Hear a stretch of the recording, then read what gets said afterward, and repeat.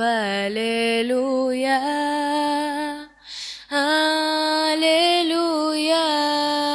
aleluya. El Señor esté con ustedes. Y con tu espíritu. Evangelio de nuestro Señor Jesucristo según San Lucas. Jesús dijo a sus discípulos, entiéndanlo bien, si el dueño de casa supiera a qué hora va a llegar el ladrón, no dejaría perforar las paredes de su casa. Ustedes también estén preparados, porque el Hijo del Hombre llegará a la hora menos pensada. Pedro preguntó entonces, Señor, ¿esta parábola la dices para nosotros o para todos? El Señor le dijo, ¿cuál es el administrador fiel y previsor a quien el Señor pondrá al frente de su personal para distribuirle la ración de trigo en el momento oportuno? Feliz aquel a quien su Señor al llegar encuentra ocupado en este trabajo.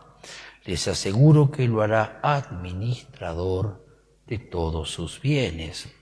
Pero si este servidor piensa, mi Señor tardará en llegar, y se dedica a golpear a los servidores y a las sirvientas, y se pone a comer, a beber y a emborracharse, su Señor llegará el día y la hora menos pensada, lo castigará y le hará correr la misma suerte que los infieles. El servidor que, conociendo la voluntad de su Señor, no tuvo las cosas preparadas y no obró conforme a lo que él había dispuesto, recibirá un castigo severo. Pero aquel que sin saberlo se hizo también culpable, será castigado menos severamente. Al que se le dio mucho, se le pedirá mucho, y al que se le confió mucho, se le reclamará mucho más. Palabra del Señor. Podemos sentarnos.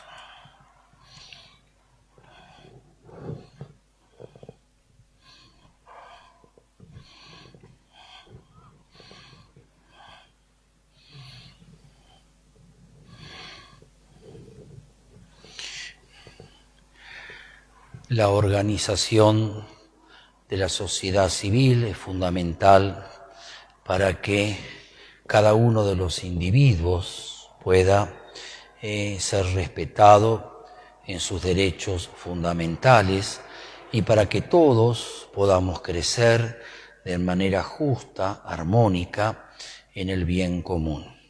Esa organización de la sociedad civil tiene distintos estamentos y implica una dimensión que alguien se hace cargo de la gestión del Estado, alguien se hace cargo de la gestión de la cosa pública y algunos se hacen cargo de otras instancias que de manera subsidiaria quienes están en la gestión de gobierno, si no existen los mismos miembros de la comunidad, deberían hacerse cargo.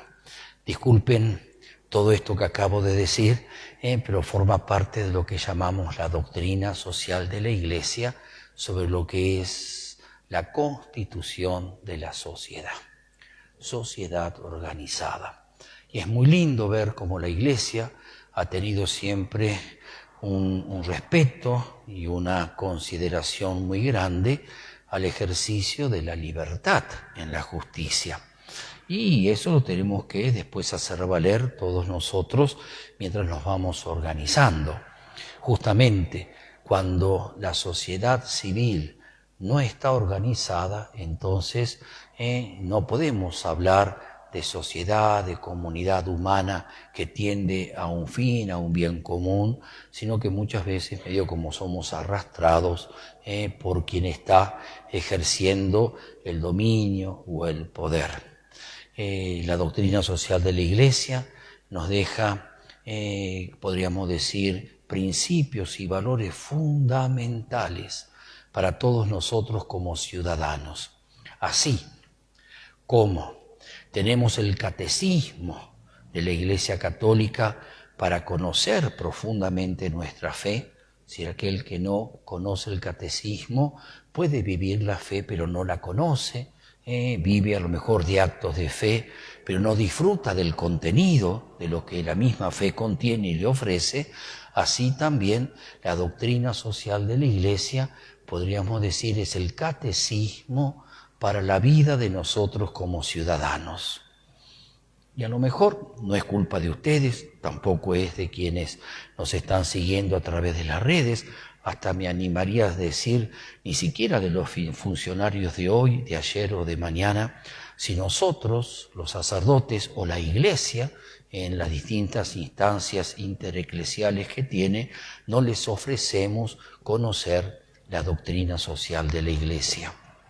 ¿Por qué? Porque somos muchas veces habitantes de esta tierra.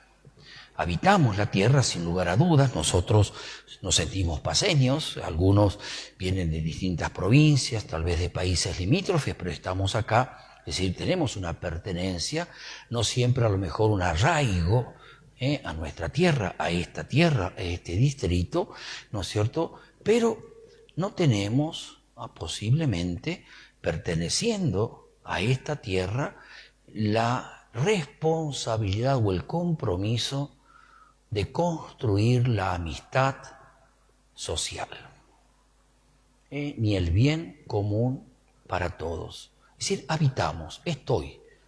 Hace un tiempo atrás los obispos de Argentina decían que tenemos que dar el paso de dejar de ser habitantes para convertirnos en ciudadanos. Y que no somos ciudadanos solamente el día que vamos a ejercer nuestro derecho en una votación porque hay que elegir autoridades. Esa es una instancia.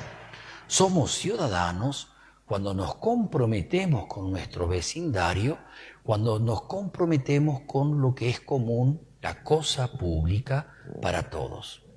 Somos ciudadanos cuando cuidamos la calle, somos ciudadanos cuando cuidamos el frente de nuestra casa, somos ciudadanos cuando buscamos que no tiremos los papelitos a la calle y hagamos de todo un basural. Somos ciudadanos cuando colaboramos con nuestros impuestos. Otra cosa es si los impuestos son justos y proporcionados a los servicios que nos prestan. Es decir, son de línea. Pero muchas veces nos consideramos ciudadanos solamente porque tenemos que ir a votar.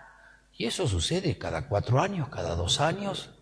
Y no, soy ciudadano todos los días. Y poder ejercer ese mi derecho de ciudadano es un compromiso. Tenemos que crecer mucho. Por eso, qué lindo, hoy es el día de José Cepaz, es el día que recordamos que logró la autonomía, así decimos, distrital, se separó de General Sarmiento y empezó a tener sus autoridades propias, con todo lo que implica el organismo municipal, siguiendo lo que se llama la Ley Provincial de Municipalidades. Y eso es un paso muy importante y todavía hay que seguir caminando, hay que seguir creciendo, hay que seguir avanzando en lo que implica el poder construir juntos la ciudadanía.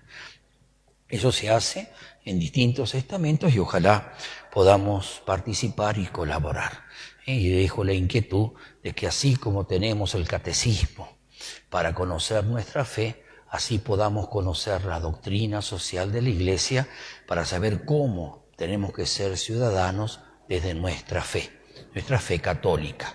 Que eso no significa tener que ser político, dirigente de algún servicio, no. Como ciudadano, no significa tener esas otras instancias. Esto es muy lindo. José de Paz, como todos sabemos, nace gracias a un vasco, José Altuve, que decide fundar un pueblito en una zona totalmente rural, primero como Estación Piñeiro, después se llamó Arroyo Pinazo y después se llegó a llamar José Cepaz. Que fue el 13 de julio del año 1913 que empieza a llamarse José Cepaz. Primero se llamó Estación Piñeiro, por la vieja estación que tenemos antes de llegar a Piñeiro, y podríamos decir la Butler, que está por ahí. Después se llamó Arroyo Pinazo, porque estaban buscando el nombre, querían ponerle Villa Altuve, en honor al fundador, a José Altuve. Y él dice, no quiero que se llame Villa Altuve, mi nombre no tiene que aparecer. Y miren qué lindo, él propuso que se llamara Villa de la Providencia. No le hicieron caso. Y entonces propuso que se llamara, como un amigo que él tenía, el gran periodista que había fallecido justamente un año antes, en el año 1912, José Cepaz. Que fue un gran periodista, que además era abogado, conocía mucho, fue el creador del diario La Prensa, y nosotros muchas veces decimos José Clemente Paz, ¿no es cierto? José C, ¿la C de qué es? De Clemente. No, Camilo, José Camilo Paz, pero él no quería que le digan Camilo, y entonces se hacía llamar Clemente. Estas son anécdotas simplemente de lo que es nuestro distrito. Y es lindo conocerlo. Existe un museo local que está cerca de la Plaza Belgrano. Es pequeño, pero es muy rico en cuanto a anécdotas, en cuanto a historia, en cuanto a documentos que se tienen de todos los años que ha estado el argentino, el provinciano, los hermanos de los países limítrofes habitando esta tierra. Rezamos entonces por nuestro querido distrito de José Cepaz, por todos nosotros como ciudadanos, por nuestras autoridades locales, y que podamos trabajar mucho por la amistad y la paz social. Eso es fundamental, trabajar por la amistad y por la paz social. Recién escuchamos en el Evangelio, pero di una pequeña clase de historia, ¿no? Que me gusta, me gusta. Después, si querés, Brenda, te hago unas preguntas sobre José Cepaz. Si no querés, no te hago ninguna pregunta, pero es lindo conocer la historia de donde estamos, ¿sí o no? Uno tiene que conocer un poquitito estas cosas. Jesús nos decía recién la necesidad de estar preparados. Y hay una psicología, una espiritualidad, podríamos decir, del que vive preparado. ¿Por qué espera? Aquel que no tiene esperanza, que no espera nada, no se prepara nada.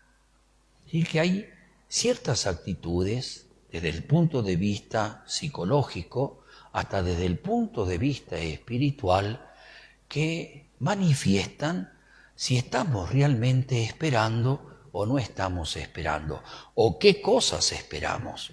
Me imagino, mamá, si vos vas a salir con los chicos y le decís, prepárense que vamos a salir.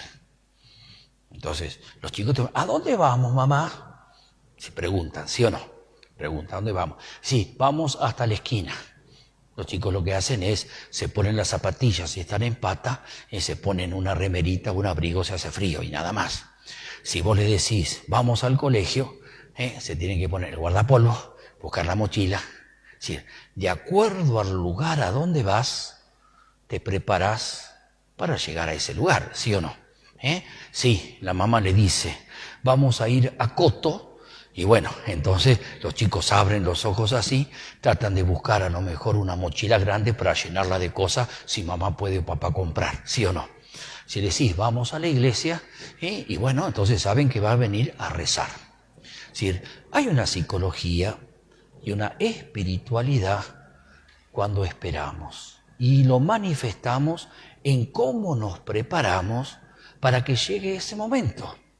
Aquel que no se prepara, aquel que no vive con una tensión, podríamos decir, de salir al encuentro o esperar que llegue, es porque no espera nada. Qué lindo lo que nos dice el Señor.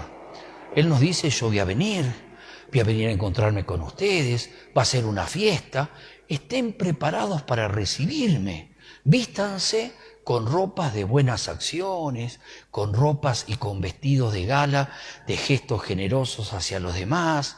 Estén preparados, Y como nosotros esperamos y creemos que es eso, que el Señor va a venir, entonces estamos permanentemente haciendo buenas acciones, rezando, porque sabemos que en un momento va a llegar. Miren qué lindo que es esto. Mirarlo de esa manera, porque si no, nos queda solamente el con miedo. Porque a veces mamá también puede decir, prepárense, porque ahora van a ver lo que va a pasar si no hicieron lo que les dije. Y entonces los chicos se atajan, se esconden, dicen, uy, mamá se va a enojar, nos va a retar, nos va a gritar, nos va a decir cosas. Claro, pero nunca Dios dijo que iba a venir a gritarnos, que iba a venir a retarnos, sino que iba a ser un festejo, una fiesta al encontrarse con nosotros. Qué lindo si nosotros vemos un poquitito esto, la dimensión psicológica y espiritual